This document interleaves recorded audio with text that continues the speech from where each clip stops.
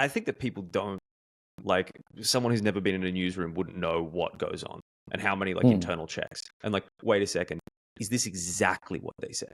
Like to the word. Like, wait, did they say it like this or did they say it like that? And you got to be like, okay, wait, let me go back through my notes. And like, you look through it and like a thing that you think was going to take 2 hours takes all day.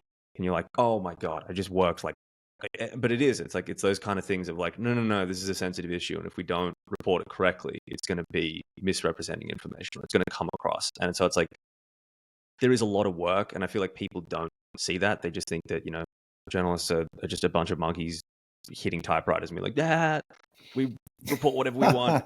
Donald Trump sucks, or Kamala Harris sucks. It's just like whatever the bias is. But I don't think it's that. It's never that simple.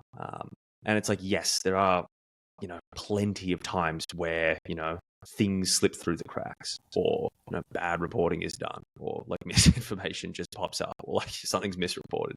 So like clearly it happens. It's very, very obvious and embarrassing examples when it does, because it's on display. It's like, oh man. I remember in Australia quite recently, there was like a terrible like murder case, but one of the TV channels ran with the wrong name of the guy on national news, and this guy whose name it actually was he sued them for like some hideous sum of money.